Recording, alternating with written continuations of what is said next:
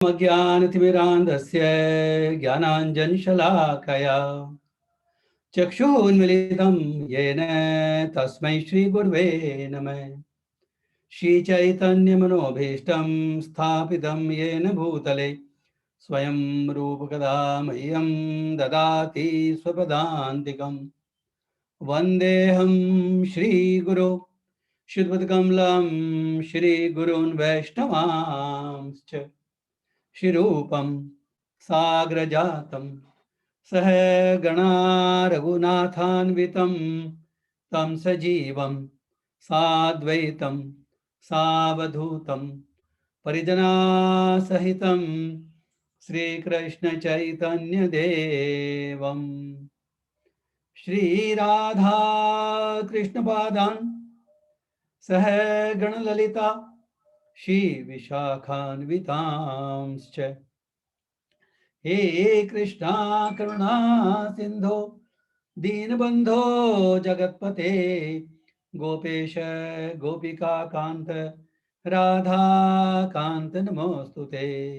तप्त कांचन गौरांगी राधे वृंदावनेश्वरी वृषभानुसुते देवी प्रणमामि हरिप्रिये।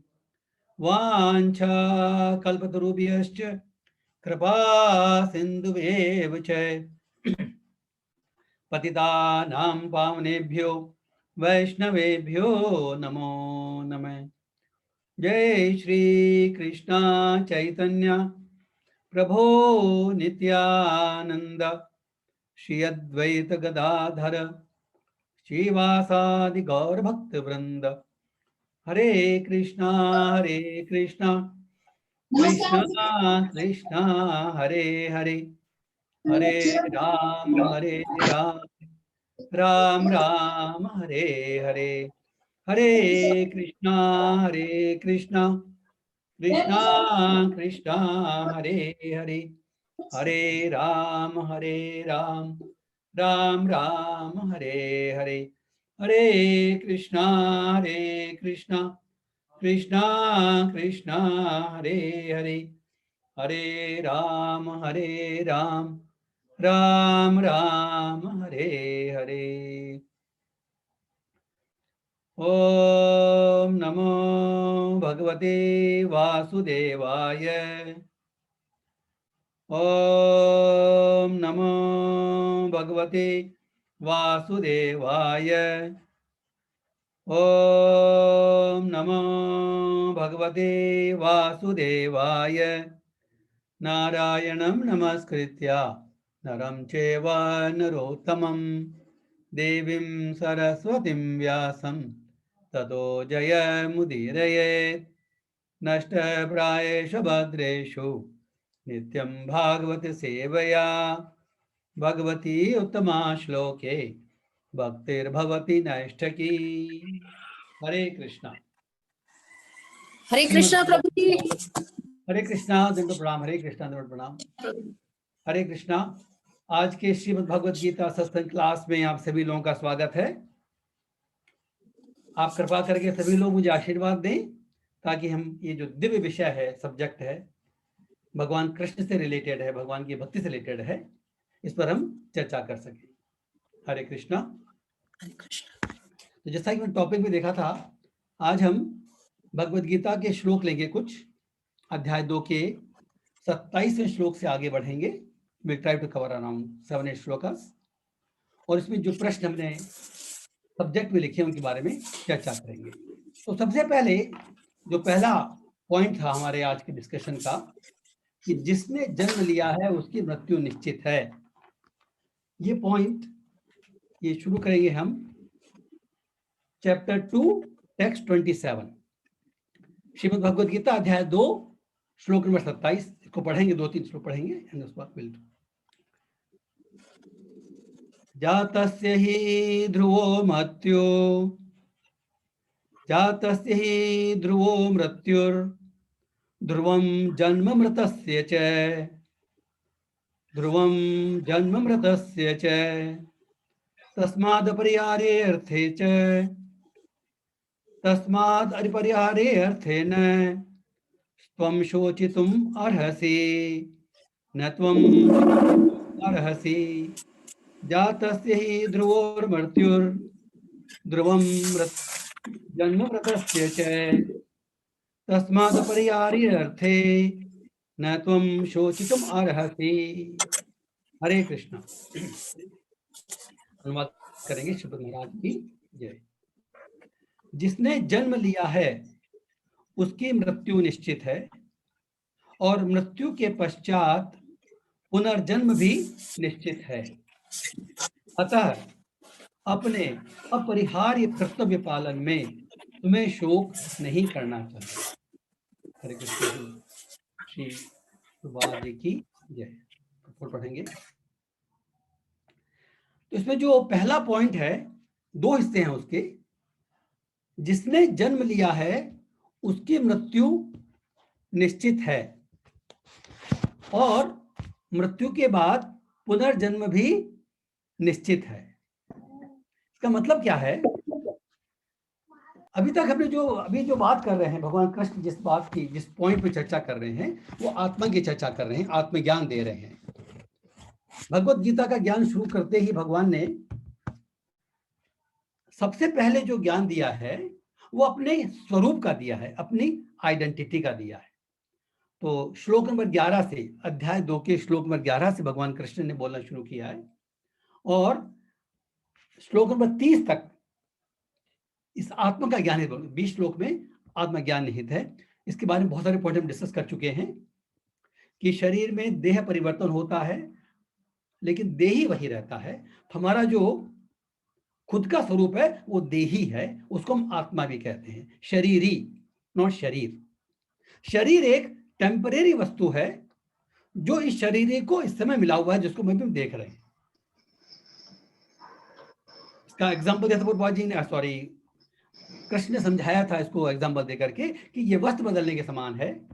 जैसे हम पुराने वस्त्र बदलकर नए वस्त्र धारण करते हैं, उसी तरह ये शरीर जब जीर्ण हो जाता है, क्षीण हो जाता है, तो हम ये शरीर को त्याग करके दूसरा शरीर ग्रहण करते हैं।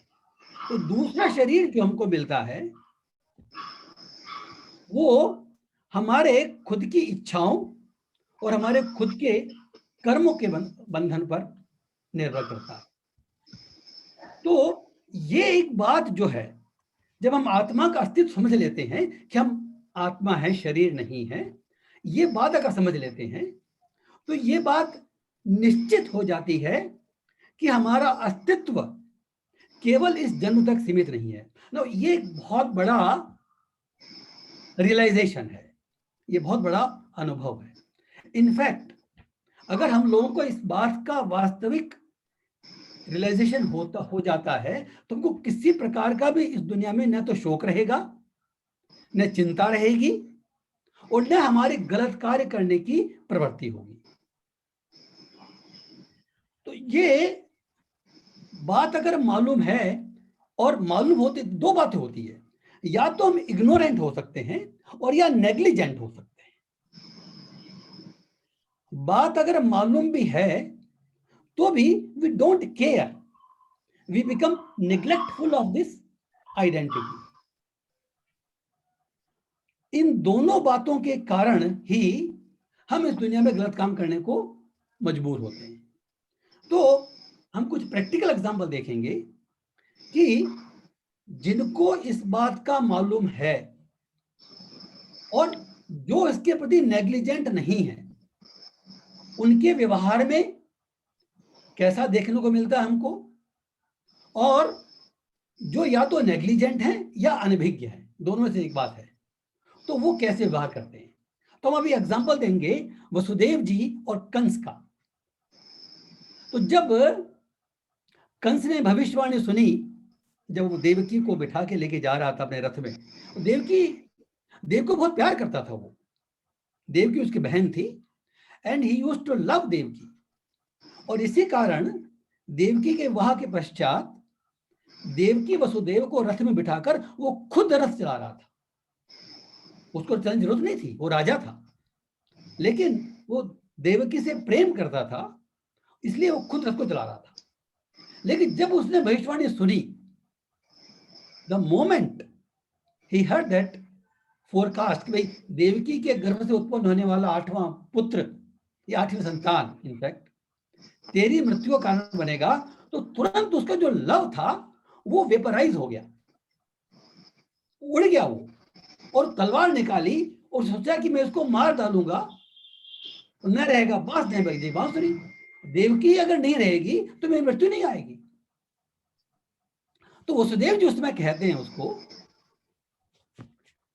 ये श्रीमद् भागवतम में ये चर्चा आती है, देवकी को कहते हैं, सॉरी कंस को कहते हैं वसुदेव जी, मृत्यु जन्मवतम वीर देहेन सह जायते। इसका मतलब क्या है, उसको वीर कह के संबोधित करते हैं, हे वीर, कंस कहते हैं हे वीर, शरीर के जन्म के साथ मृत्यु भी उत्पन्न होती है। जब भी कोई जीव, जब भी कोई आत्मा किसी शरीर को धारण करता है, इस भौतिक संसार में आता है, वो किस शरीर को धारण करता है, the moment he takes birth, उसके साथ में उसकी मृत्यु भी जन्म ले लेती है। ये डिसाइड हो जाता है कि उसको इस पर्टिकुलर समय उसकी मृत्यु होनी है। तो उसका कहने का मतलब क्या था उस का, कि भाई तुम अगर देवकी को मार भी डालोगे तो तुम मृत्यु से नहीं बच सकते, क्योंकि ये एक ध्रुव सत्य है, जिसने जन्म लिया है उसकी मृत्यु होनी है, और जो मृत्यु को प्राप्त हो चुका है उसका दोबारा जन्म होगा। तो हो सकता है कंस को ये बात मालूम हो, इनफैक्ट हम सबको जो भी इस भौतिक संसार में है उन सबको कम से कम इस बात का तो भान है कि भाई अगर हमने जन्म लिया है तो मृत्यु तो होनी है, दैट इज नोन। लेकिन इसके आगे हमारा जो एग्जिस्टेंस शाश्वत है, इसके बारे में कुछ लोग अनभिज्ञ हैं, और कुछ लोग भिज्ञ हैं, जानते हैं, लेकिन वो नेग्लिजेंट है। तो नेग्लेक्ट करने का मतलब क्या है, why Vasudev ji was telling that of course he wanted to save Devaki, लेकिन वो कंस को क्यों कह रहे थे, क्योंकि कंस को देवकी की हत्या के पाप से बचाना चाह रहे थे। वो कहना चाहते भाई तेरी मृत्यु तो होगी होगी, तो देवकी को अगर मारे या नहीं मारे मृत्यु तो होनी निश्चित है। अब अगर तू देवकी को मार भी देगा तो ऐसा तो होगा तेरी मृत्यु मर गई, मृत्यु तो होगी, तो देवकी को मार करके अपने शरीर पर पाप चढ़ाने से क्या फायदा। तो पाप और पुण्य का जो कॉन्सेप्ट है ये तभी प्रासंगिक है या तभी एप्लीकेबल है when we believe, when we know in fact that there is existence after this birth, after this life. We have life after this life. The life never ends.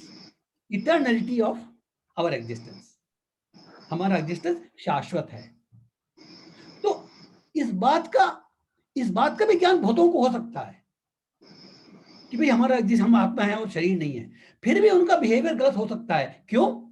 क्योंकि वो नेग्लिजेंट है, आइदर इग्नोरेंस और negligence, इन दो के कारण आदमी पाप कर्म में प्रवृत्त होने की प्रवृत्ति रखता है। अगर इसका हमने ठीक से रियलाइज कर लेते हैं तो पाप कर्म करने का कोई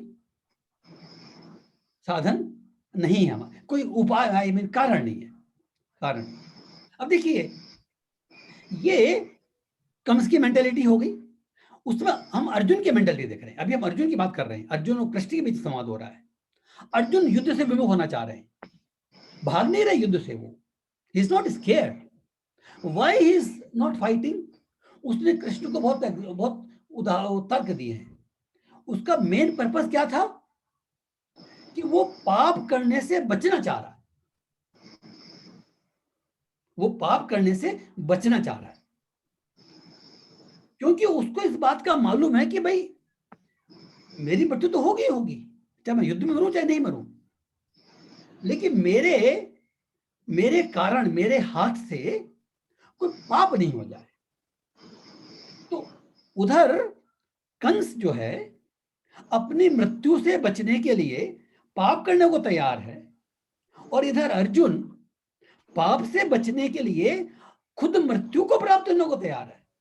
उसने बोला है कि मैं युद्ध नहीं करूंगा, मैं निहत्था रहूंगा, और फिर अगर मुझे और मार देंगे तो भी मेरे लिए श्रेयस्कर है। वो श्रेयस्कर का मतलब क्या हुआ कि मुझे पाप तो नहीं करना पड़ेगा। तो अर्जुन की सोचने का ढंग सही नहीं है, लेकिन उसकी सोच की प्रवृत्ति सही है, कारण ठीक है उसका। ये अलग है कि उसकी समझ अभी, उसकी जो ओपिनियन है या उसकी जो धर्म को समझने की जो स्थिति है वो गलत है इस समय। ये भगवान समझाएंगे उसको, ये भगवान के ड्यूटी पे समझा रहे हैं भगवान उसको, दिस विल सी लेटर। लेकिन हम प्रवृत्ति की बात कर रहे हैं कि जब जन्म मृत्यु जन्म इसके बारे में कोई व्यक्ति अगर पूर्ण रूप से आश्वस्त हो जाता है, संतुष्ट हो जाता है, या इसका अनुभव कर लेता कि ऐसा है, कन्विंसिंग टू कन्विंस सेल्फ, तो वो पाप करने की प्रवृत्ति उसमें नहीं रहेगी। उधर एक एग्जाम्पल आप देख सकते हैं, कई एग्जाम्पल है इनफैक्ट महाभारत में ही। द्रोणाचार्य को ये मालूम था, ये स्टोरी बहुत लंबी है, पहले कभी हम चर्चा करेंगे, पहले आई थिंक ये भी होगी, कि द्रौपदी की और द्रोणाचार्य की आपस में दुश्मनी थी। ये कथा आती है, इसके बारे में चर्चा नहीं करेंगे, जो पॉइंट है वो देखेंगे। तो द्रौपदी ने एक यज्ञ करके द्रोणाचार्य का वध करने के लिए धृष्टद्युम्न नाम के पुत्र को उत्पन्न किया। तो द्रोणाचार्य को मालूम है कि धृष्टद्युम्न का जो जन्म हुआ है वो मुझे मारने के लिए हुआ है।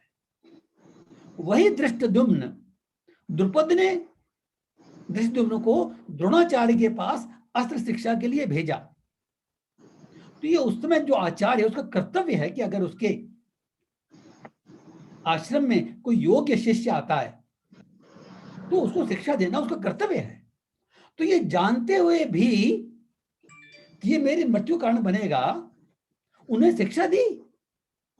धृष्टद्युम्न को उनका शिष्य था, वो मार भी सकते थे, इनफैक्ट उनके हवाले था, वो गुरुकुल में रहता था, but he is completely convinced in his mind कि भाई मुझे अब किसी भी तरीके से अपने कर्तव्य से विमुख नहीं होना है। क्यों नहीं होना है? कि मुझे इस जन्म में कोई नए पाप कर्म नहीं करने हैं। क्यों नहीं करने हैं? क्योंकि ये बात जब जन्म मृत्यु और जन्म इसका जब चक्कर समझ में आ जाता है तो ये बात भी समझ जाते हैं कि भाई आज जो कर रहे हैं उसका फल कल मिलने वाला है। we cannot escape this। तो थोड़े से लालच के चक्कर में या थोड़ी सी क्षणिक चक्कर में they will not do any they won't do any पाप कर्म। सिमिलरली हम देखते हैं भीष्मदेव हैं, वो अंबा देवी ने उनको श्राप दिया था कि मैं तुम्हारी मृत्यु कारण बनूंगी। वो शिखंडी के रूप में आए, भीष्म को मालूम था, फिर भी उन्होंने कोई एक्शन नहीं लिया और वो सहर्ष शिखंडी के पीछे रह करके अर्जुन बाण चला रहे थे और वो बाण खाते गए। उन्होंने शिखंडी पर अस्त्र नहीं चलाया क्योंकि वो स्त्री थी, इस जन्म में स्त्री थी। इस तरह से हम देखते हैं कि जब मनुष्य को इस बात का अनुभव हो जाता है तो ये बात बिल्कुल क्लियर हो जाती है उसको कि भाई जितनी अवधि के लिए मुझे ये शरीर मिला है उतनी अवधि को पूरा करने के बाद मुझे शरीर छोड़ना है और इस जन्म में कम से कम मैं ऐसा कोई कार्य नहीं करूं जिसमें मुझे आगे इसका गलत फल भोगना पड़े। लेकिन ये जो मनुष्य जन्म है ये यहीं तक सीमित नहीं रहता। पाप से बचना इज वन एस्पेक्ट, लेकिन मनुष्य जन्म प्राप्त करने का जो महान प्रयोजन है वो केवल पाप से बचना नहीं है।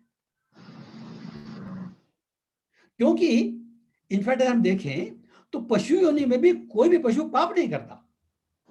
अगर एक पशु दूसरे पशु को मारकर खाता है तो जो मार रहा है उसका भी वो कर्म है, भोग है, और जो उसके हाथों मर रहा है वो खाया जा रहा है वो भी उसका भोग है। They are not incurring any sin. It doesn't mean that they are simply evolving as per their life cycle. Evolution हो रहा उनका. They are not doing any new karma. लेकिन इस मनुष्य जन्म में हम अपने कर्म बंधन से मुक्ति पा सकते हैं. ये जो भौतिक जीवन का जो हमारा बंधन है, ये जो कर्म बंधन है, ये हमारे इससे मुक्ति पाने का अवसर एकमात्र मनुष्य जीवन में है. तो इस मनुष्य जीवन को हम उसमें यूज कर सकते हैं अगर हम इस चीज के प्रति आश्वस्त हो जाए. तो खैर अब इस श्लोक की बात करते हैं. तो भगवान कृष्ण कह रहे हैं कि भाई अर्जुन को इसमें समझा रहे हैं कि भाई तुम अपने कर्तव्य से विमुख हो रहे हो. जैसे हम सोचा था, हमने कहा था पहले कि अर्जुन अपने कर्तव्य से विमुख हो रहा था. क्यों? क्योंकि उसको डर था कि उसके हाथों विपक्षियों की मृत्यु होगी. तो भगवान कृष्ण समझा रहे हैं कि भाई इस परिस्थिति में ये युद्ध अपरिहार्य है. जो सेकंड लाइन है, तस्मात् अपरिहार्य अर्थे, अपरिहार्य परिस्थिति कोई मिलती है जिस पर हमारा बस नहीं है. ये अर्जुन के कंट्रोल, युद्ध करना नहीं करना अर्जुन कंट्रोल में नहीं था. ये डिसीजन हो चुका था. भीम ने पहले प्रण ले लिया था कि 100 कौरव थे उनको मैं अपने स्वयं हाथों से मारूंगा. द्रौपदी ने प्रण ले रखा था और कुंती ने आज्ञा दे रखी थी युधिष्ठिर को कि तुमने क्षत्राणी का दूध पिया है और उस दूध का कर चुकाने का वक्त आ गया है. तुमको इस अन्याय धर्म को, इस अन्याय शासन को खत्म करना वह ड्यूटी है. तो ये युद्ध अर्जुन युद्ध नहीं भी करेगा तो युद्ध तो होगा. तो इसलिए भगवान कृष्ण समझाना चाह रहे हैं कि जो अपरिहार्य परिस्थिति हमको मिलती है, जिस परिस्थिति में हमको कंट्रोल नहीं है, उस परिस्थिति मिलने पर हमको अपने कर्तव्य से विमुख नहीं होना चाहिए. क्योंकि अर्जुन ये सोच रहा था कि युद्ध करके पाप लगेगा, लेकिन भगवान कृष्ण समझा रहे हैं कि इनफैक्ट युद्ध नहीं करना तुझे कर्तव्य विमुक्ता का पाप देगा. ये हम आगे कुछ श्लोकों में देखेंगे. तुम अपने कर्तव्य से विमुख हो रहे हो तो युद्ध नहीं करने से पाप लगेगा.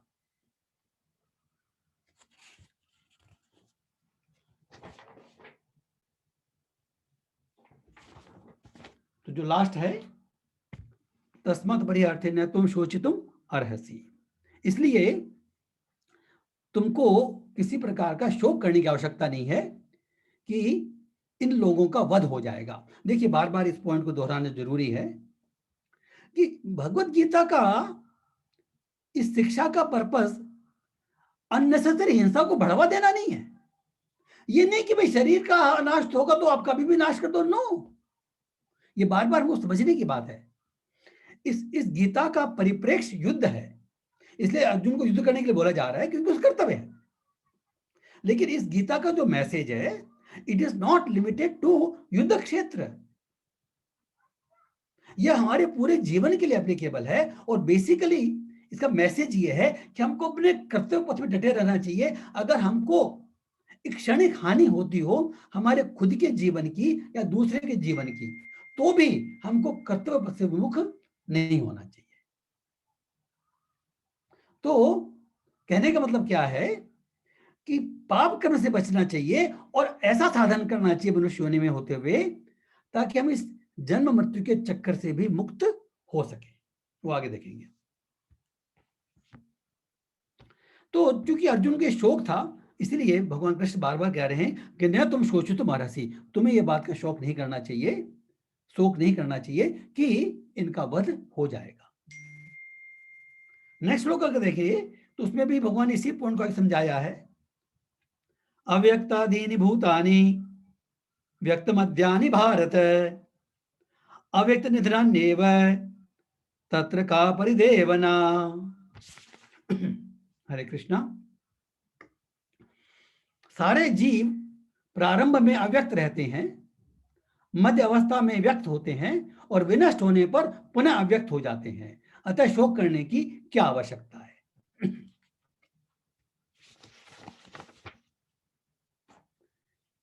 ये पॉइंट एक्चुअली उसी पॉइंट को यहां पर परिपुष्ट कर रहे हैं कृष्ण भगवान कि सभी जीवात्माएं जन्म के पूर्व अव्यक्त हैं, अप्रकट हैं. हमको दृष्टिगोचर नहीं हो रही है, लेकिन है। जैसे हमको ये मालूम नहीं है कि जो आज मैं, जैसे मैं स्वयं को, हमको मालूम नहीं है कि पहले जन्म में हम क्या थे। We don't no.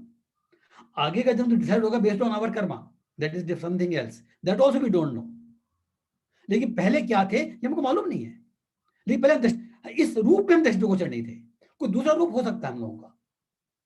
तो इस रूप में जो दृष्टिगोचर हो रहे हैं वो मध्य में हो रहे हैं। इसके इस शरीर, इस जीवन के पहले में नहीं थे, इस जीवन के दौरान हम दृष्टिगोचर हैं, व्यक्त हैं, और जी के बाद भी नहीं रहेंगे। इसी को बात को कृष्ण भगवान परिपुष्ट कर रहे हैं कि एक ऐसी चीज जो हमेशा रहती है लेकिन कुछ समय के लिए प्रकट होती है, और पहले अप्रकट थी और आगे प्रकट हो जाती है। इसका एग्जाम्पल देते हैं आचार्य, समझाने के लिए आचार्य एग्जाम्पल देते हैं कि भाई जैसे हम ट्रेन में सफर करते हैं, वो एक जर्नी है, हमारा जो लाइफ भी एक जर्नी है। इसी तरह जब हम ट्रेन में जर्नी करते हैं, the journey may be 1 hour, may be 1 day, 2 days, depending on distance.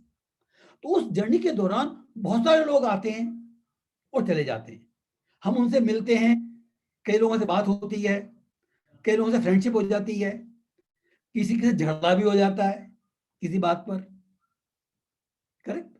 तो इस तरह से ये कुछ लोगों से मिलना, कुछ लोगों से बिछुड़ना, कुछ लोगों से प्रेम होना, फ्रेंडशिप होना, और कुछ लोगों से थोड़ा इनिमिकल होना, किसी बात पे नाराज होना, ये सब दिन चलता रहेगा। ये दुनिया का सफर है। तो जैसे ट्रेन में जर्नी करने के पहले भी ये लोग नहीं थे और बाद में भी नहीं रहेंगे, उसी तरह से हमारे शरीर की जर्नी के दौरान बहुत सारे लोग हमको मिलते हैं, हमारे परिवार वाले मिलते हैं, हमारे निकट संबंधी होते हैं, स्वयं के परिवार के होते हैं, हमारे फ्रेंड्स होते हैं, हमारे आचार्य होते हैं। तो ये भी इस जीवन के लिए है। तो हमारा जो कॉन्सेप्ट ऐसा होना चाहिए कि हमको सबके प्रति जो व्यवहार है वो अनुकूल तो होगा ही, और जैसा जैसा लोकाचार है, शिष्टाचार है, उसका हमको व्यवहार करना है, लेकिन आसक्ति नहीं बना के रखनी है। क्योंकि कोई भी चीज हम स्वयं भी परमानेंट नहीं है, और जो चीज हम देख रहे हैं वो भी कोई उनमें परमानेंट नहीं है। अगर परमानेंट कोई चीज है तो केवल हमारा जो भगवान के साथ संबंध है वही परमानेंट है, और उसको रियलाइज करना ही इस जीवन का उद्देश्य है। तो सभी जीवात्माएं जन्म की पूर्व अव्यक्त थी, अभी व्यक्त हैं, और मृत्यु के बाद फिर अव्यक्त हो जाएंगी।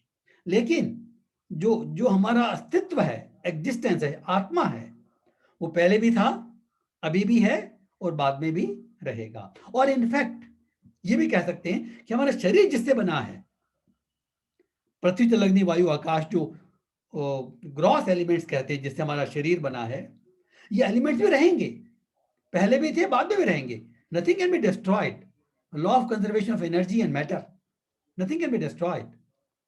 तो किसी चीज के लिए शोक करने की आवश्यकता नहीं है।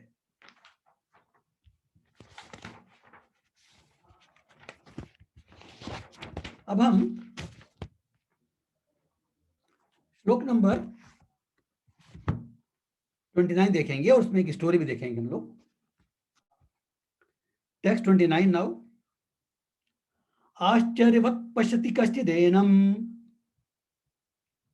आश्चर्यवत् पश्यति कश्चिदेनम्, आश्चर्यवत् वदति तथैव चान्यः, आश्चर्यवत् वचेन्मन्यः शृणोति, श्रुत्वाप्येनं वेद न चैव कश्चित्। हरे कृष्णा। इसमें आत्मा के आश्चर्य के बारे में बताया जा रहा है कि आत्मा एक आश्चर्यजनक वस्तु है।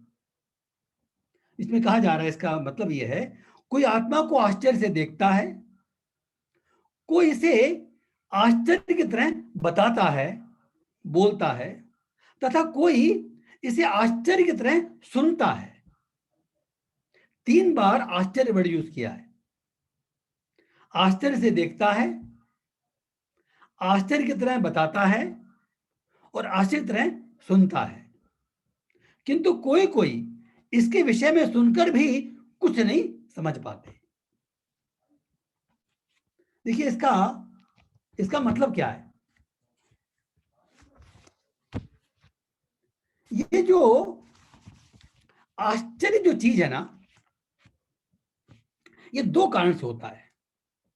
एक तो अज्ञान जनित होता है और एक ज्ञान जनित होता है। जैसे एग्जांपल देखते हैं, जैसे कोई विलेज है, वो पिछड़ा हुआ विलेज था, वहां उन्होंने कभी ट्रेन नहीं देखी, लेकिन जैसे जैसे डेवलपमेंट होता है तो ट्रेन वहां पर आई, ट्रेन की लाइन बनी, फिर train I.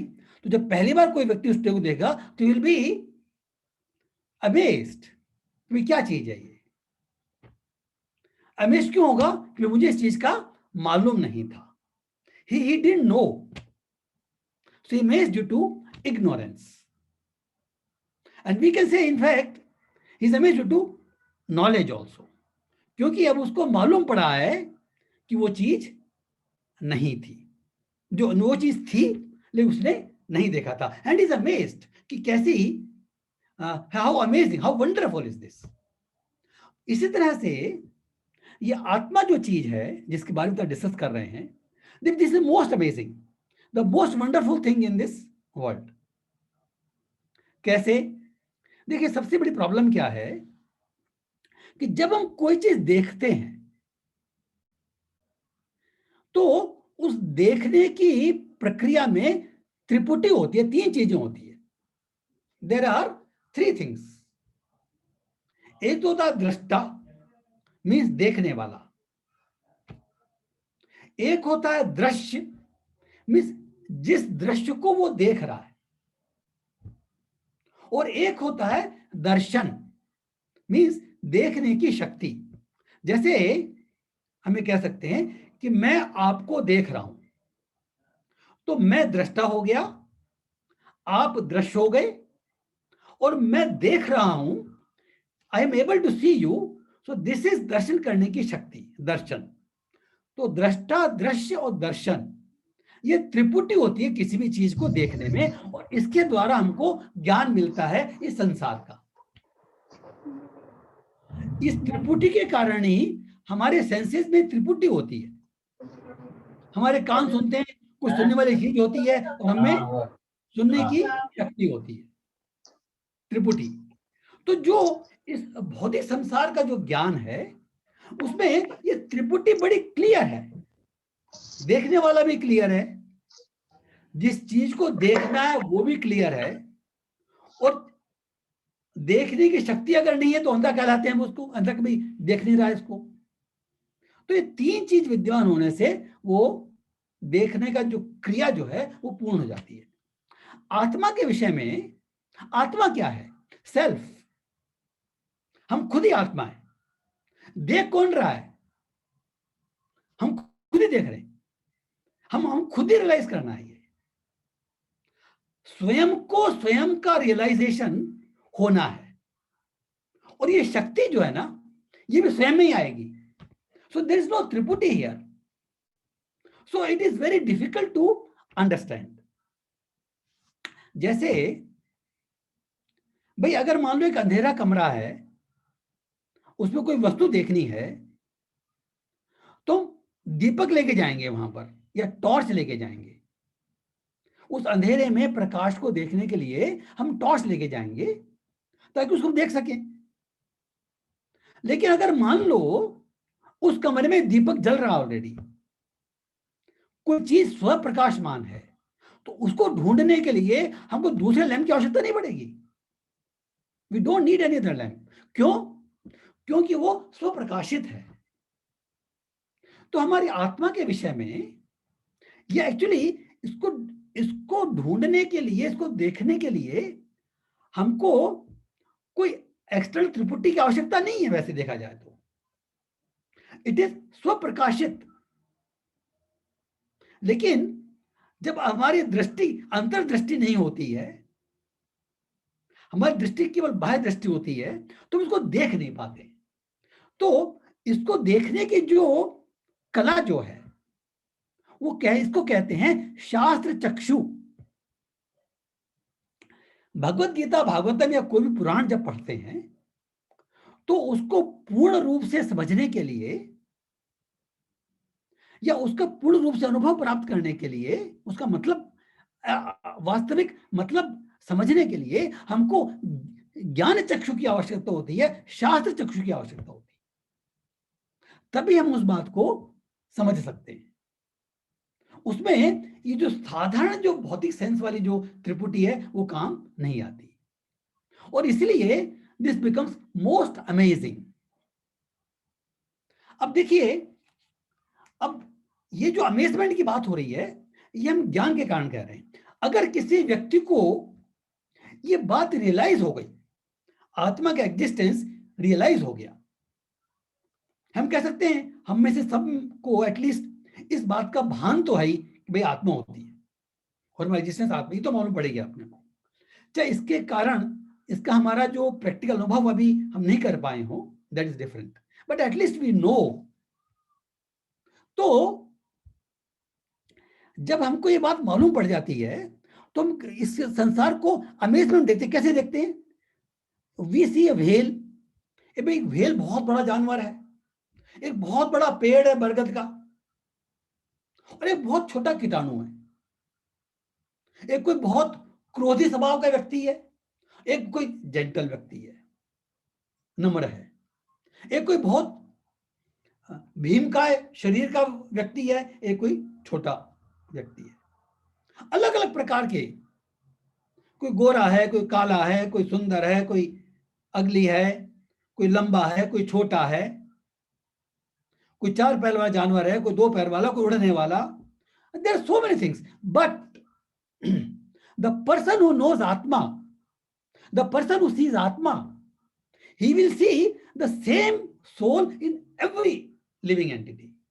This is the amazement कि एक ये आत्मा का, देखिए आत्मा को जो शास्त्रों में प्रमाण दिया है, जो डायमेंशन दिया है इसका शास्त्रों में, वो कहा जाता है कि हमारे बाल की जो नोक होती है उसके 10,000 हिस्से करें, 10,000th part of the tip of the hair, that is the size of soul,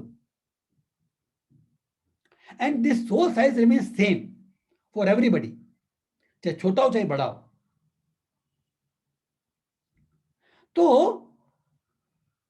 जब अब कोई व्यक्ति ये देखता है कि एक, और इसी सोल के कारण पूरे शरीर में चेतना व्याप्त रहती है, तो when he sees A whale और ए कीटाणु और ए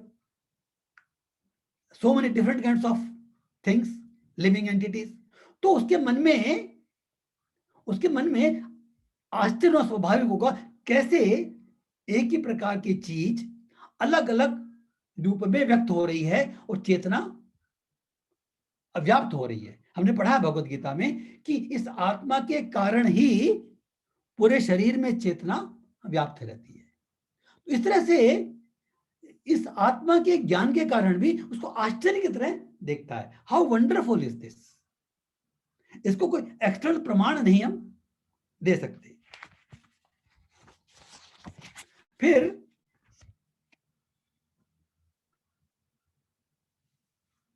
अगर इसको जानने की कोई विधि है, जो नेक्स्ट जो है आश्चर्यवत वदति, जो इसको जान जाता है, तो जो इसको देखता है वास्तव में उन्हें कुछ जान जाते हैं, उनका लेवल कॉन्शियसनेस थोड़ी और आगे डेवलप हो जाती है, तो वो इसके बारे में वर्णन करते हैं आश्चर्य की तरह। They tell about it.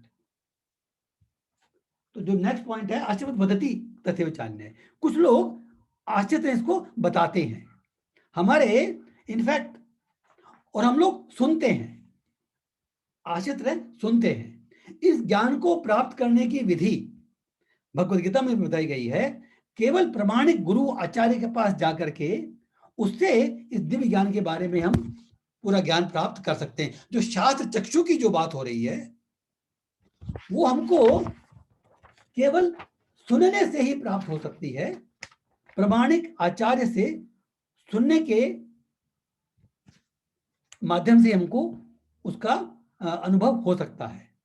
तो ऐसे व्यक्ति जो इस आत्मा के बारे में जानते हैं, उनमें से भी कोई विरला व्यक्ति ऐसा होगा जो इसके बारे में बताते हैं,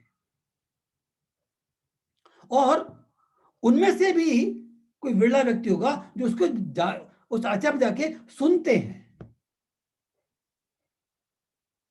और चाहे बोल रहे हो, चाहे सुन रहे हो, चाहे देख रहे हो, अगर उन्होंने इस बात का अनुभव कर लिया है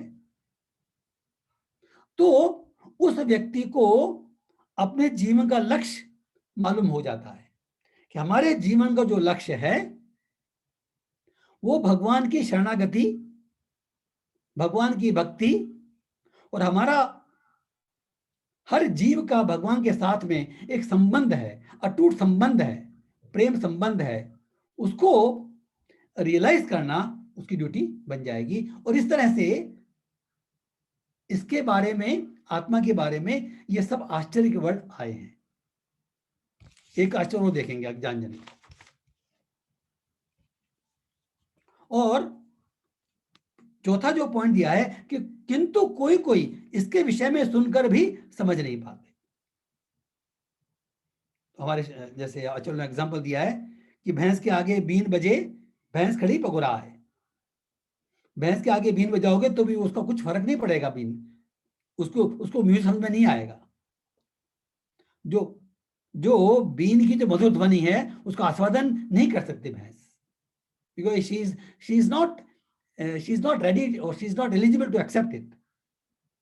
इस तरह से अगर हम कंप्लीट अंधकार में पड़े हुए हैं और हमें छोड़ना नहीं चाहते हैं तो ये हम सुनकर के भी समझ नहीं सकते। इसमें एक बात और है, इसमें कोई प्रश्न उठा सकता है कि भाई फिर भी कहा जाता है कि भाई हम गुरु से, शास्त्रों से पढ़कर सुनकर ज्ञान तो प्राप्त करते हैं, तो ये क्यों कहा जा रहा है, समझ नहीं पाते। देखिए उसमें एक बात है,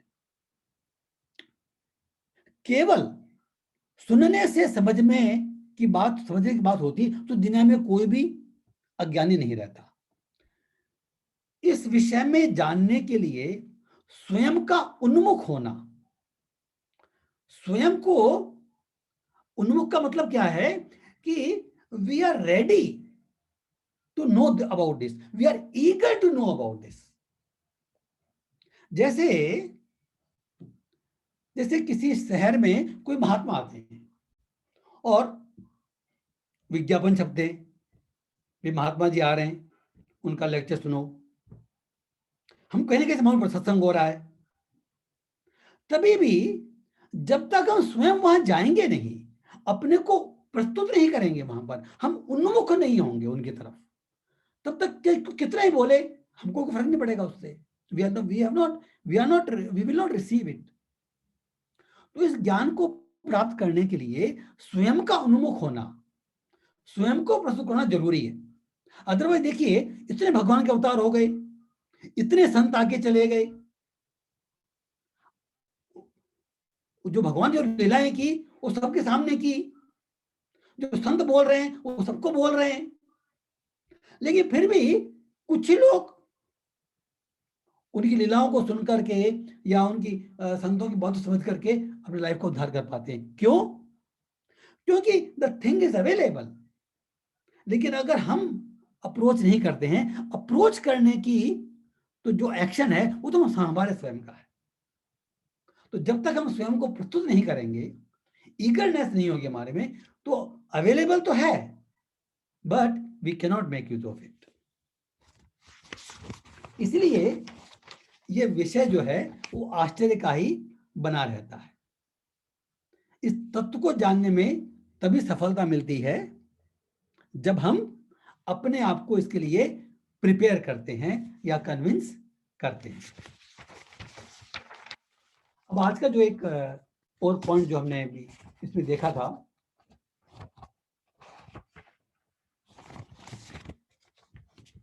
कि the most wonderful thing in this world is example of cobra approaching to bite us. जब हम ये इसका स्टोरी आचार्य स्टोरी सुनाते हैं हमको कि भाई साधारण हमारी जो हम लोगों की प्रवृत्ति क्या होती है कि जैसे हम टीवी देख रहे हैं और कोबरा हमारे पास बाइट करने के लिए आ रहा है, and suppose we continue to watch TV, will we do that? We will not do that. Correct? क्योंकि हम अपने आप को बचाने का प्रयास करेंगे उस कोबरे से, अदरवाइज हमारी मृत्यु हो जाएगी। सो दिस इज द फैक्ट कि अगर कोई व्यक्ति उस कोबरा को देख करके भी टीवी देखने में मस्त रहता है, कोई एक्शन नहीं लेता है, तो उसको हम पागल ही कहेंगे। करेक्ट? लेकिन किसी ना किसी रूप में हम सबके साथ ये घटना हो रही है, हम सबके साथ घटना हो रही है। कैसे? ये जो, जैसे शुरू में देखा था, वसुदेव जी ने कहा था कंस को कि आदमी के जन्म के साथ ही मृत्यु भी जन्म लेती है उसकी। तो ये हमको सबको मालूम है अपने मस्तिष्क के किसी न किसी कोने में कि भाई सबकी मृत्यु होनी है, मेरी मृत्यु तो होनी है। लेकिन हम इसके प्रति या तो इग्नोरेंट हैं या नेग्लिजेंट बने रहते हैं। वो कोबरा हम आपको बाइट तो करेगा ही, मृत्यु रूपी कोबरा जो है वो सबको बाइट करेगा ही। तो why we remain negligent? How we remain negligent? कि भाई जैसे हम एग्जांपल देते हैं, जब मनुष्य बचपन में रहता है तो उसके माँ बाप उसको शिक्षा देते हैं, उसमें उसकी प्रवृत्ति खेल कूद की होती है। तो माँ बाप से देख भाई तुम पढ़ाई करो, तुम कुछ एक्सपर्टीज हासिल करो, ये तुम्हारे काम आएगा आगे जाकर के। अदरवाइज पूरी जिंदगी भर तुम मजदूरी करते रहोगे if you don't learn anything. That's what generally we say to our children, उनको पढ़ाई की ओर उन्मुख करने के लिए। भाई आप बच्चे को पढ़ने की फैसिलिटी दे सकते हो, पढ़ना तो खुद को ही पड़ता है ना, उसको उन्मुख तो खुद ही को होना पड़ता है। Correct? Why we are doing that? So to prepare him for the youth, कि जब वो जवान होगा तो जवानी में जो उसको कार्य करना है उसके लिए प्रिपेयर हो वो। इसके लिए अभी जो जिस चीज को करने की प्रवृत्ति है उस पर अंकुश लगाना होता है, and he has to do something which don't like. उसको ऐसा कार्य करना पड़ता है जो पसंद नहीं करता, वो he doesn't like that, but he has to do. Why? Because he to prepare for youth.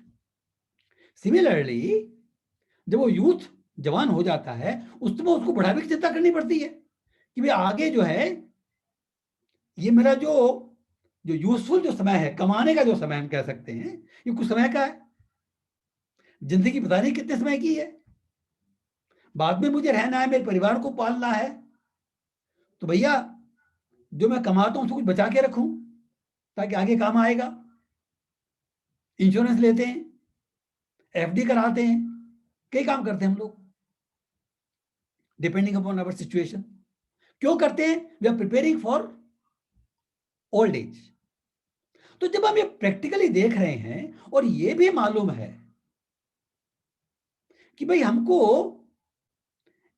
इस जन्म की, इस शरीर की मृत्यु होना निश्चित है, तो अगर हमको ये ज्ञान है, अगर हम इग्नोरेंट नहीं है और अगर नेग्लिजेंट नहीं है, ज्ञान होते हुए भी अगर नेग्लिजेंट है, तो भी हम, अगर कोई व्यक्ति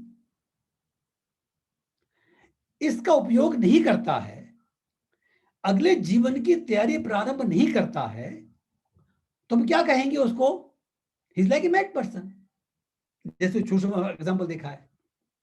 फिर भी हम लोग देख रहे हैं कि इस दुनिया के अंदर a majority of people, either they are ignorant or they are negligent and they are not preparing, they are not caring about their next life.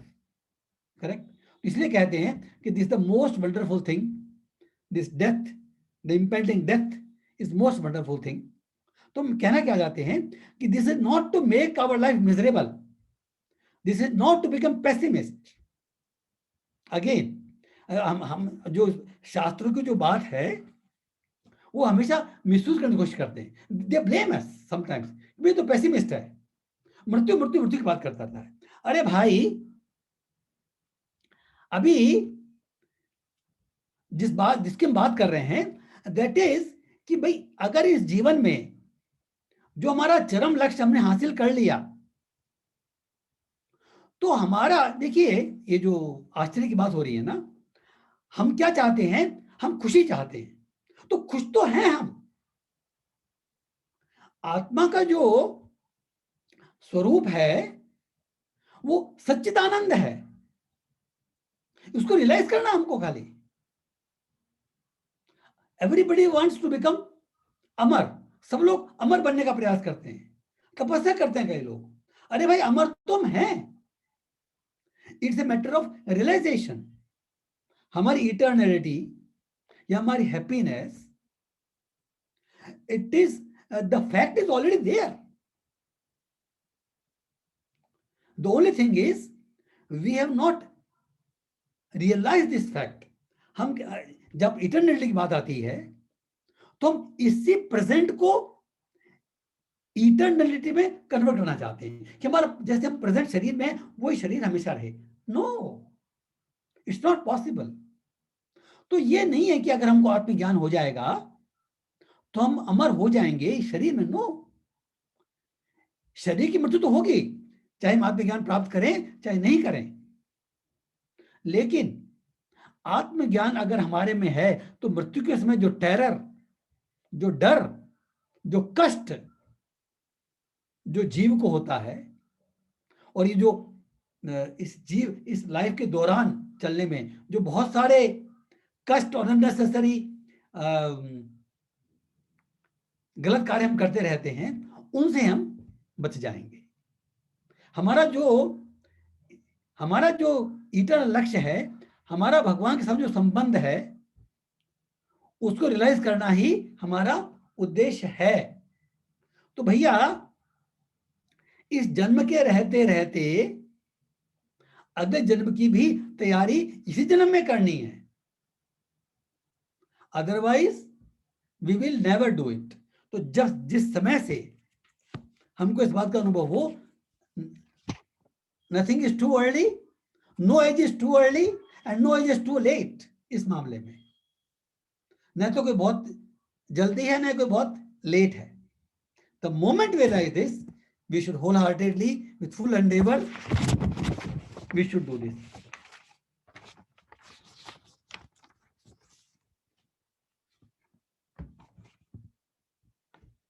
We as indestructible souls don't have to suffer this agony, provided of course we are prepared well to take this moment head on. हमारे ये जो moment है, so called cobra bite या जो death का जो moment है, अगर उसको हम फेस करना सीख जाएंगे, if we face it head on and we realize the true nature of our soul as indestructible सच्चिदानंद, तो हमने अपने इस जीवन के लक्ष्य को प्राप्त कर लिया। और इस जीवन के लक्ष्य को प्राप्त करने का सबसे जो सरल तरीका है, चाहे किसी भी प्रवृत्ति का मनुष्य है, हमको श्रीमद् भागवत में देखने को मिलता है। सुखदेव गोस्वामी परीक्षित महाराज को शिक्षा दे रहे हैं। परीक्षित महाराज को ये भान हो गया, उनको एक ब्राह्मण के लड़के ने श्राप दे दिया कि आज के 7 दिन बाद तक्षक नाम के सर्प के काटने से उनकी मृत्यु हो जाएगी। ये परीक्षित को मालूम पड़ गया। He did not feel any, उनको चिंता नहीं हुई, क्रोध नहीं आया। इनफैक्ट उनके पास इतनी शक्ति थी। He was also raj rishi, he was not only a raja, he was rishi in the roop of raja. He could have nullified the, जो ब्राह्मण पुत्र ने जो श्राप दिया उनको नलिफाई करने की शक्ति थी, लेकिन उन्होंने शक्ति यूज नहीं की।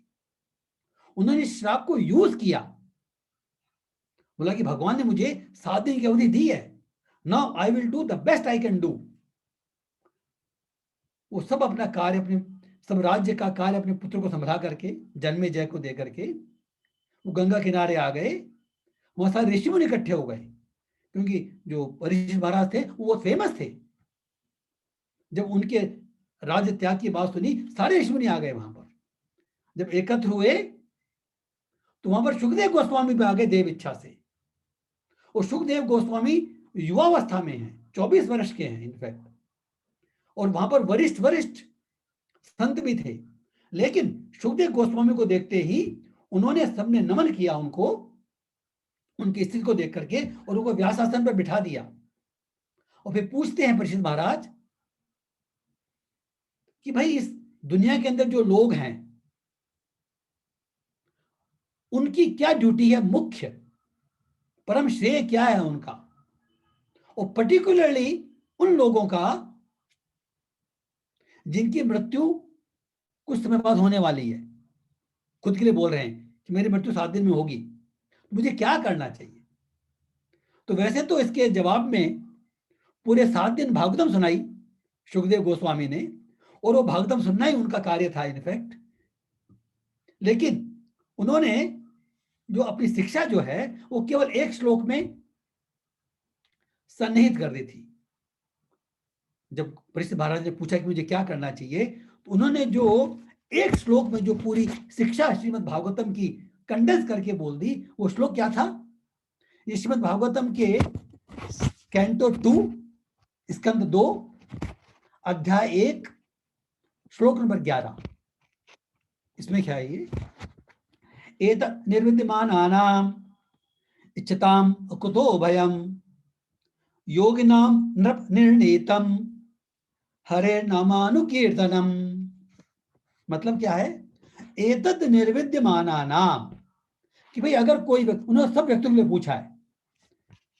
जो प्रश्न परीक्षित महाराज जो प्रश्न था केवल खुद के लिए नहीं था, सबके लिए था। तो इस दुनिया में बहुत तरह के लोग होते हैं। तो सुखदेव गोस्वामी कह रहे हैं कि अगर ऐसा कोई व्यक्ति है जिसमें कोई भौतिक इच्छा नहीं है, समस्त भौतिक इच्छाओं से मुक्त, निर्विमानानाम या इच्छताम, या ऐसा व्यक्ति है जिसको समस्त भोग चाहिए, इच्छुक है, वो सांसारिक भोगों की इच्छा रखता है, इच्छा नहीं रखता है, इच्छा रखता है, दोनों प्रकार के लोग। अकुतो भयम, तो इन दोनों प्रकार के लोगों के लिए जो मार्ग है, ऐसा मार्ग बताने जा रहे हैं जो अकुतो भयम मीन्स जो समस्त संदेह और भय से मुक्त है। मतलब क्या है? सुखदेव गोस्वामी कह रहे हैं कि मैं तुम्हें जो बात बताने जा रहा हूं वो समस्त संदेह और भय से मुक्त है, कोई प्रकार डाउट नहीं है उस बात में। योगी नाम, ये उन लोगों के लिए भी है जो आत्मतुष्ट हैं, जो अपनी आत्मा में, जो हम बोलते हैं ना आत्माराम है, कुछ नहीं चाहिए दुनिया से, उन लोगों के लिए भी है ये बात। ऐसा नहीं कि आत्मा में तुष्ट है तो उनको ये नहीं करना, नो। जो योगी नाम है मीन्स भौतिक इच्छाओं से मुक्त, बहुत इच्छाओं वाले और खुद में संतुष्ट योगी। हे राजा निर्णीतम, निश्चित सत्य, जो मैं बात करने जा रहा हूं वो निश्चित सत्य है, इसमें कोई संदेह नहीं है। दोबारा रिपीट किया है ये निर्णीतम, ये निर्णय किया हुआ है। क्या? हरे नामानुकीर्तनम, भगवान के पवित्र नामों का अनुकीर्तन, नॉट केवल कीर्तन, अनुकीर्तन।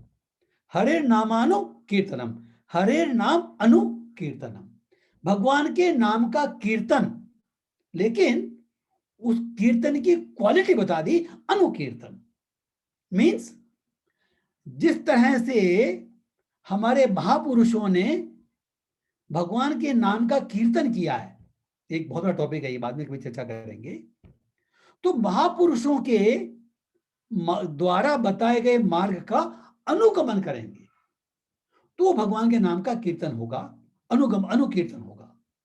तो भगवान नाम का कीर्तन आचार्यों के बताए गए मार्ग पर चलकर, हम we can not decide our own मार्ग। ये भाई वो नहीं है यहां पर कि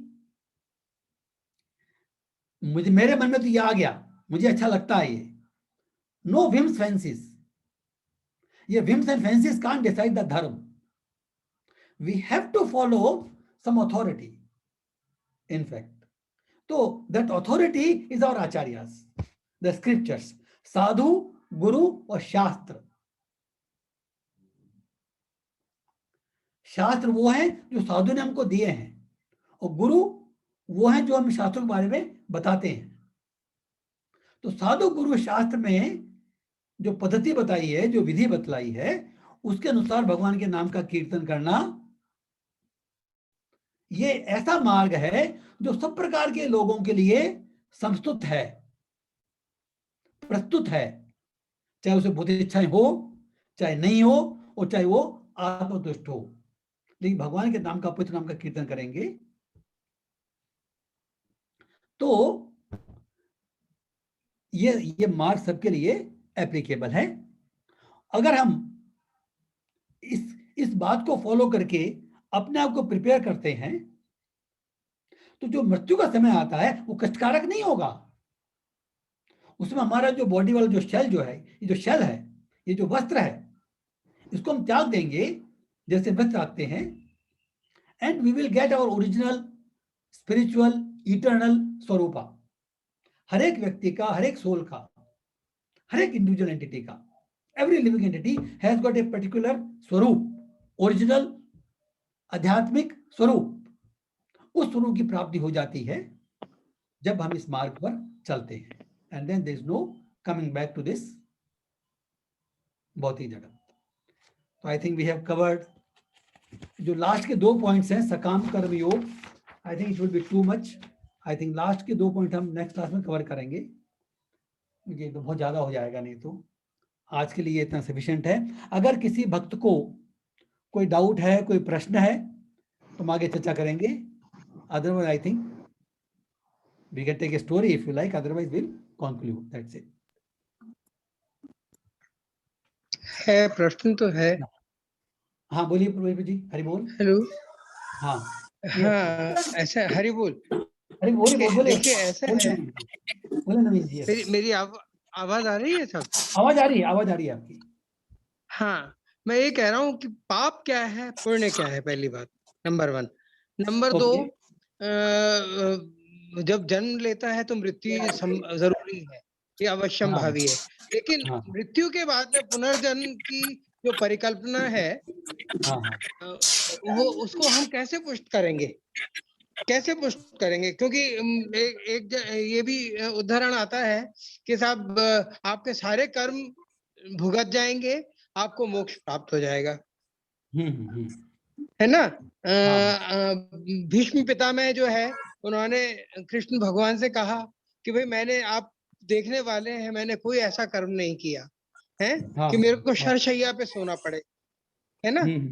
लेकिन चूंकि मैं इच्छा मृत्यु का वर मेरे को प्राप्त है, जब तक मैं चाहूंगा तब तक जीऊंगा, और जब ये सूर्य उत्तरायण में आएगा तब ही मैं प्राण त्यागूंगा, तब तक मेरे को जो है इस शरशैया पे ही सोना पड़ रहा है।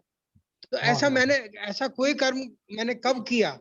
बोले मैंने 105 जन्म पूर्व तक देख लिया अपने वृतांत को, मैंने ये पाया कि मैंने ऐसा कोई कर्म नहीं किया जिसकी वजह से मुझे शरशैया पे सोना पड़े।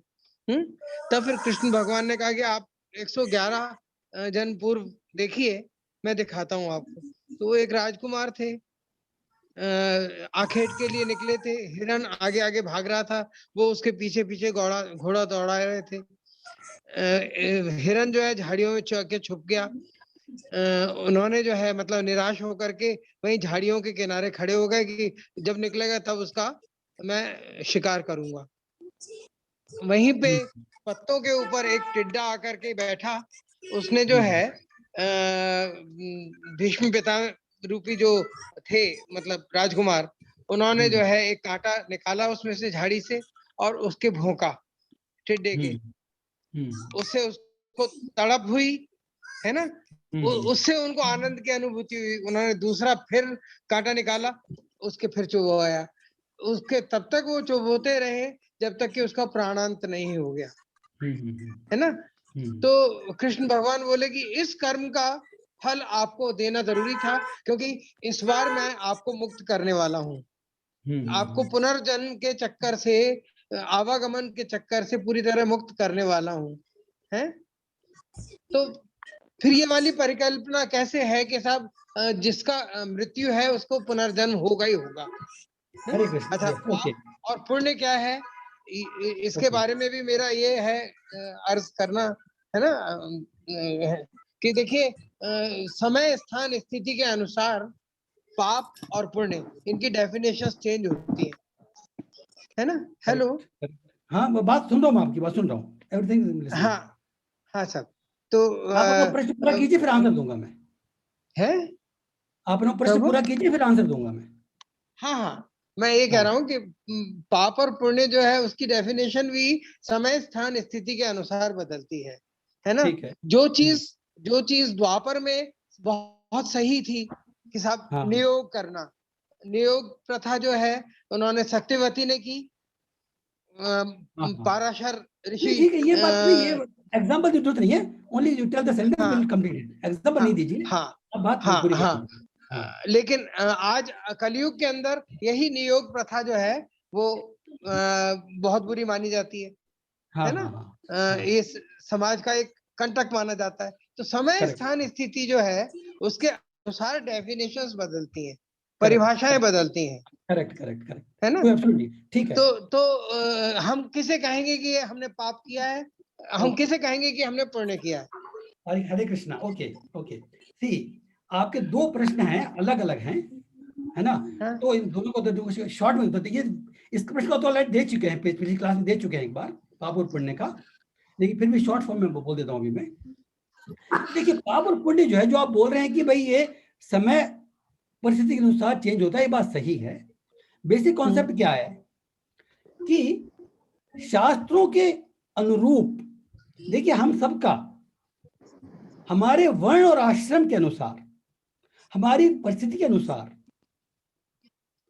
ये पाप और पुण्य का निर्धारण होता है। तो हमको शास्त्रों के बताए गए निर्देश के इंस्ट्रक्शन के अनुसार अगर हम कार्य करते हैं तो वो पुण्य कहलाता है, और शास्त्रों के आदेश के विरुद्ध अगर कोई कार्य करते हैं तो वो पाप कहलाता है।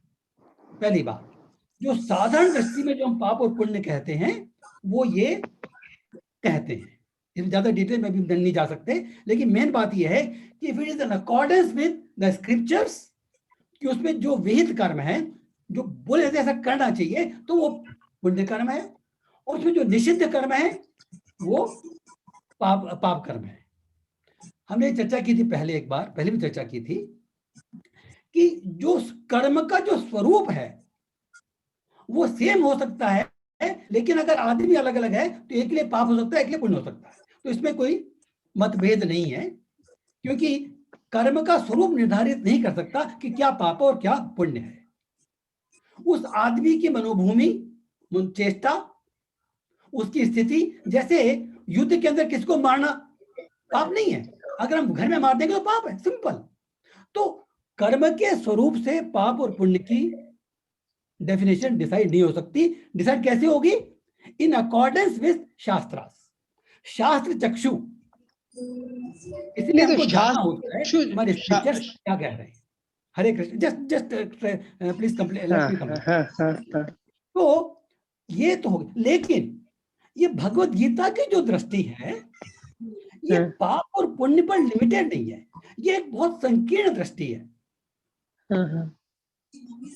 भगवत गीता में आप देखेंगे तो केवल एक जगह पुण्य का वर्ड आया है, बाकी जब पाप लिखा है। भगवान कहते हैं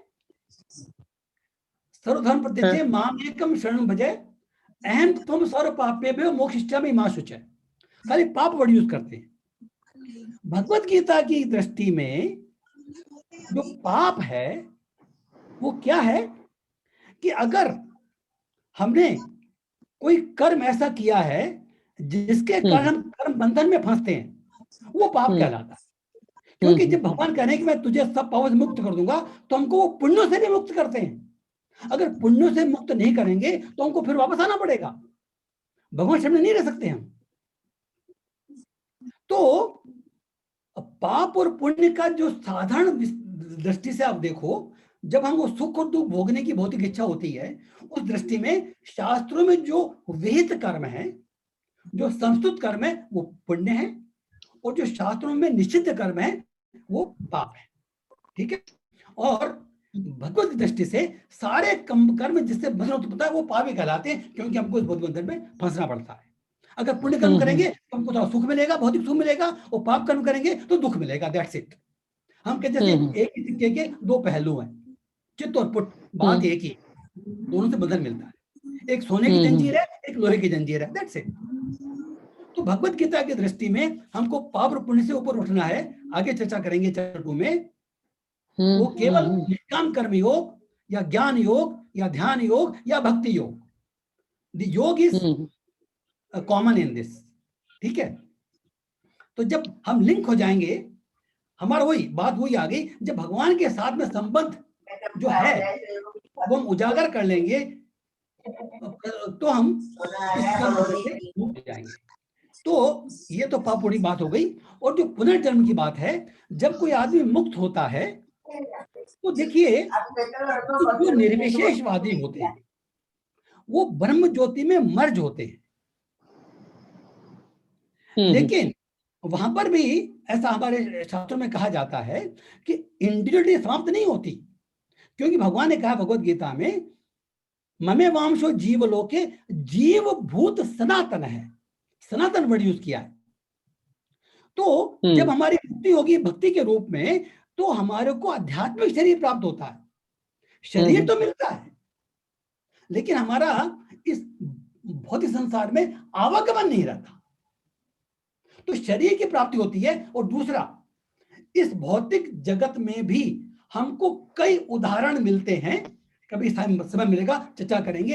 एक तो मैंने अपनी लाइफ में पर्सनल देखा है, मेरा एक मित्र है, अभी भी है, वो उनके साथ मीन्स उनकी वाइफ के ब्रदर, जब उन्होंने जन्म लिया छोटेपन में और जब उन्होंने बोलना शुरू किया तो बोलने लगे कि भाई मेरे माता पिता तो वो भी हैं। कोई गांव का नाम बताया, उनका नाम ये है और माता का नाम ये है, पिता का नाम ये है, और मेरी बहन भी है। और मैं तो मेरी मृत्यु हो गई थी जब मैं कोई बस में बैठ के जा रहा था, 10वीं क्लास में पढ़ता था, तो बस डूब गई थी, गिर गई थी, एक्सीडेंट हो गया था, तो वो उसकी मृत्यु हो गई थी। उस जन्म में भी उसको डॉक्टर बनने की इच्छा थी, तैयारी कर रहा था, और इस जन्म में डॉक्टर है भी वो। उसकी जो वासना जो है, उसकी जो इच्छा जो है, वो डॉक्टर बनने की प्रवृत्ति पहले जन्म में भी थी और इस जन्म में भी रही, और इस जन्म में आज वो प्रैक्टिकल डॉक्टर है एंड ही इज लिविंग। तो I have seen with my example and we can get numerous examples like this. क्योंकि बाद में क्या किया, उसके माता पिता ने विश्वास तो नहीं किया, लेकिन वो उनके बाद I think he was a gazetted officer. तो जिस गांव का नाम बताया था, उस गांव का जो जिस जिले में आता है, वहां का जो ऑफिसर था, उसको उसने बोला कि भाई मेरा बेटा ऐसा ऐसा है। तो ऐसा बोला तो पता करो इस नाम का व्यक्ति है क्या वहां पर, just see whether it is there. उन्होंने जाके पता किया, उनको बताया कि भाई उस व्यक्ति वहां पर था, वो व्यक्ति, और बताया कि भाई ऐसे ऐसे कोई बच्चा जन्म लिया, वो बोल रहा आपके बारे में। तो ये लोग तो नहीं गए, लेकिन माँ बाप चल के आ गए, उनका एड्रेस पूछ करके माँ बाप चल के आगे मिलने के लिए कि भाई हमारा कौन सा बेटा पुनर्जन्म जो लिया है। और जैसे ही वो आए, ही इमीडिएटली रिकॉग्नाइज्ड देम।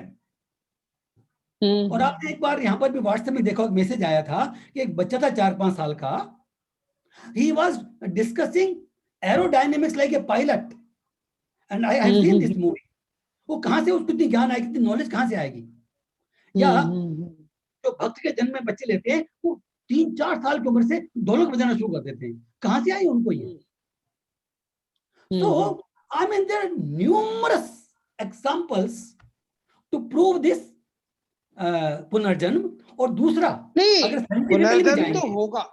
देखिए पुनर्जन्म तो मेरा अर्थ सिर्फ इतना था, पुनर्जन्म तो होगा, लेकिन ये जो है इसके पीछे ये धारणा भी तो है ना कि भाई आपको सारे कर्म से मुक्त करके आपको मोक्ष प्राप्त करवा दिया जाए, है ना। हरे हरे कृष्णा। आपका प्रश्न मोक्ष का मतलब क्या है? What is salvation? मोक्ष का मतलब है भौतिक संसार से मुक्ति, भौतिक शरीर से मुक्ति, भौतिक तो यानी कि आत्मा तो शाश्वत है, आत्मा तो जो है मतलब उसको आध्यात्मिक शरीर मिलेगा। आध्यात्मिक शरीर मिलेगा।